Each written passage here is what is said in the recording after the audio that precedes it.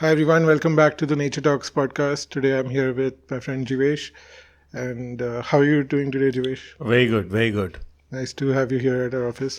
Thank you for inviting me over. So we met a few years back, no? Which year was that? Around 2017, 18? Yeah, maybe in 2017-18 when the 7 GPRA colonies, the around 30,000-40,000 or maybe more trees were about to get cut.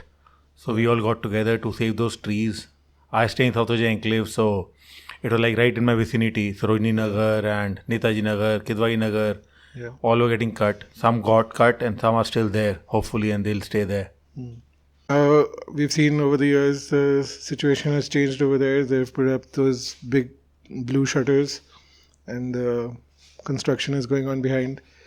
So earlier they were planning to cut down 16,000 trees, and after the plans were changed, they managed to save like thousands of those trees and continue the construction in the footprint of the old buildings. So I think, that's a good move, because as we go into the future, we need planners who will plan to accommodate the existing trees instead of making it a desert and then. Absolutely. I think the way the Delhi AQI is heading, I think we obviously need more trees, and the idea should have been that they should have gone vertical, whatever is allowed and whatever is comfortably possible, wherever the flats were. But they were wanting to construct everywhere. Basically, the land has high value, so they feel that we can construct anywhere and everywhere by cutting the trees. I think by coming out on the streets, and we were not small in number, thankfully, we were huge in number. Yeah. People actually felt the need to come out because the number of trees which have been cut were huge, like 50,000 trees. Like Delhi, anyways, is like losing out on green cover, so many encroachments happening, and people getting into the forest and making houses. All these news keep coming in. So I think it was something which was much needed, and we managed to get something through. Yeah. For sure. And what are you working on right now? You have an NGO also, right? Yeah, I have an NGO called Campaign for Differently Abled, which works for visually impaired. We're doing some work for autistics. And then we regularly, through the NGO also, we participate in all the environment movements. Right now, we're together doing the deer park case. We're trying to save the movement of deers and keep it there for future generations and save the deer park. And along with that, I'm also part of an NGO called Chetna, where the place called Bobas in Rajasthan. We're doing some plantation in few acres there, and create some more green up areas across. For the NGO for the disabled children, what kind of activities are conducted over there? In that NGO, currently we are developing a concept called Credible Talks. Credible Talks is all about visually impaired person interviewing people from different walks of life. So there's this person I work with, I am mentored, his name is Rajiv. So he goes to different people. He's interviewed me, he's interviewed Saurabh from Red Mike, he interviewed some amazing people, and he brings out their stories credibly. That's the whole idea. And through those stories, he also brings out the plight of visually impaired in this country. And then we are working on the whole idea of the NGO is to basically change the mentality, the whole perception of visually impaired in this country. The perception of visually impaired is of sympathy. They are basically on two ends of the spectrum. Either they are considered to be completely like people don't want to look at them, or the people don't want to treat them as God. When astrologers tell them, okay, you go and touch their feet, or you go and give them this, that, and then they become gods. Otherwise, people don't want to look at them. So they want to be balanced like any of us. They want to come in the mainstream. They want to do what we do, and they're already capable of that. I always say that they do things, but they do it differently. So people need to understand that. So that education across the country is much needed. So we're working on that. Okay. And so now we are working on this deer park case also. We've seen how the authorities have been trying to shut down the deer park and remove all the deer, feed them to the leopards and tigers. For like 60 years, they've been taking care of the food and medicine of the deer, and they've treated them like family or like pets. kept them captive, and now suddenly they want to leave them in the wild with these predators. They don't know how to run away from a predator. Even now, they come and eat from people's hands sometimes. So that's how docile they are. So, what do you have to say about the deer park case? I think globally it has been proven time and again that even humans, for that matter, if they're used to living in a certain condition and they move to a new condition, I think it's very difficult for them to cope. Humans can still adapt, but animals like deer, I think very difficult to adapt. So they've lived in the deer park in a certain way, in a certain atmosphere and certain conditions where, like you said, people come and feed them, and they're not used to hostile environment where they're left open in the jungle and animals attack them and they can save them or do something for themselves. So they're automatically going to die. Like what happened in Kuno when leopards were moved from Africa and we saw them dying. The cheetahs. The cheetahs, yeah. So we saw them dying. So I think that will be the case. That's the reason we've been discussing. We've been wanting to check whatever has been moved, what is the condition of those deers. Because there's no report on that, and that is very important to know, because if 80 have been moved, as per what DDA says, the newspaper article says, I think it is very important to know what is the condition of those deers. Yeah. And the deer park is 65 acres, but the deer enclosure is only 10 acres. And they're saying it's overpopulated.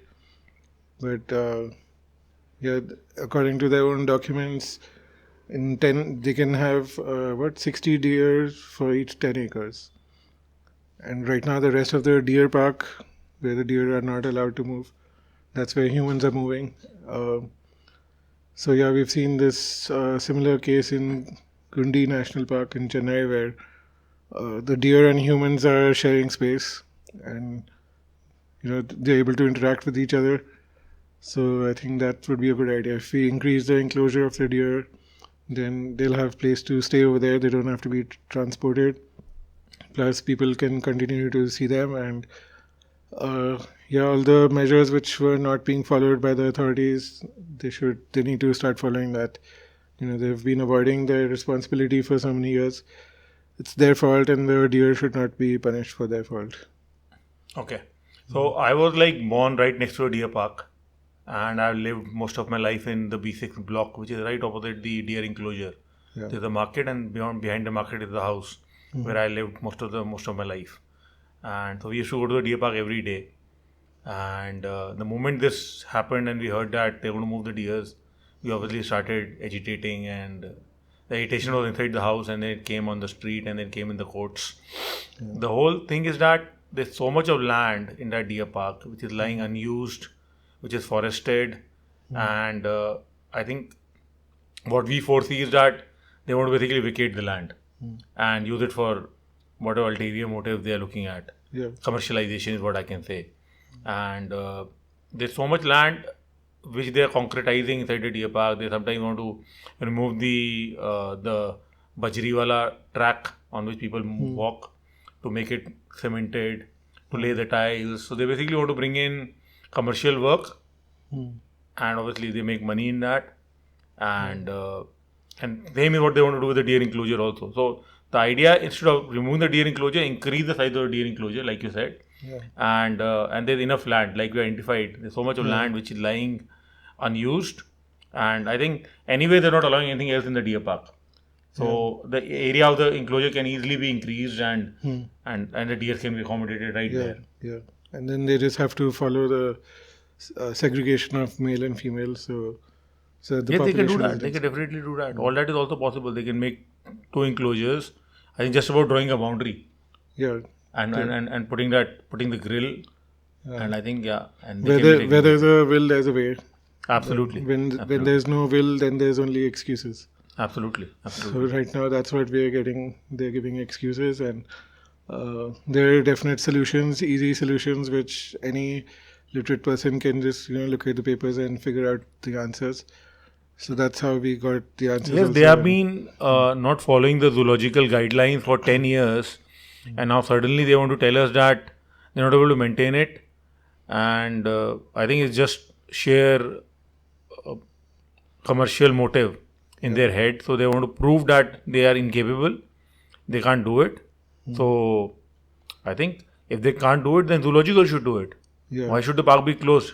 Delhi anyways has only one zoo, and we need more animal enclosures which young children can go and interact with the animals, understand what wildlife is. Yeah. How do people in the cities understand what wildlife is? How do they know who a deer is, who a rabbit is? Yeah. Or, I think that's very important. Yeah. You can't be showing them in the books, right? Or only in photographs. Same with the trees and all the other wildlife also.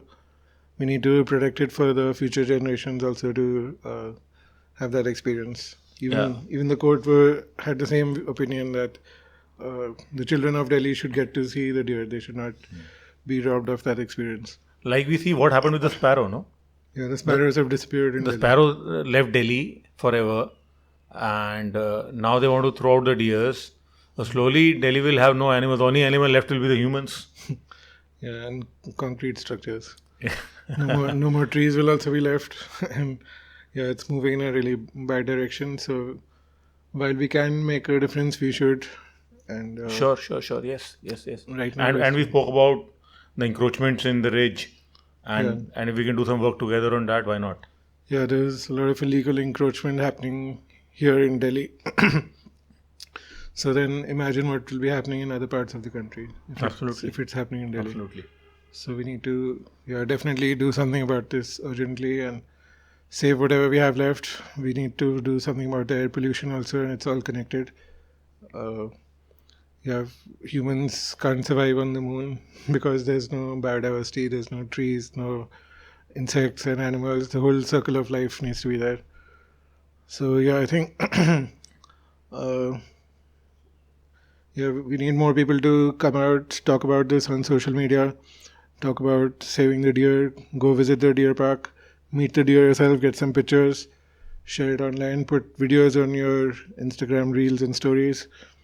And and I'm also speaking to a few schools in the vicinity of the deer park, St. Mary's, Greenfields, and trying that some children can come and do a human chain, and children also feel empowered, and they realize that how valuable this deer park is. I think we are in the right direction. Yeah, so we'll be doing that soon, and we'll post about it on our YouTube page or social media pages. Anyway, so I think that's the end of our podcast. Thank you for your time, for helping us discuss about this and getting the public aware about the situation. Thank you, Verhaen. Thank you for having me over. Thank you. We have a small gift also for you. Thank you. Do you want to check it out? Yeah, sure. Yeah. That's lovely. Yeah. So this is a frame of a plum-headed parakeet. Okay, that's lovely. Thank you. Thank you. We shot this in Delhi only. Yeah. This is a cloth bag to avoid using plastic bags. Inside this, we have another gift, a surprise. There's another one. Is it a batch, is it? 1 second. Let's see. That's a nice one. Yeah. Amazing. I think I should wear it right away. This is a lapel pin of a deer from Deer Park, the spotted deer. So we made this. It's available on our website if anyone else wants to buy it. Sure. Yeah, I think it's highly recommended to show your support for deers. I think we all should be wearing this. Thank you, Verhaen. Thank you for having me on. Thank you for the lovely gifts. Thank you for coming on our show. Yeah. Thank you all for watching. We'll see you again next time. Don't forget to like and subscribe, share this video with more people, and help us to save more of the wildlife. Thank you. See you again next time. Thank you. Thank you.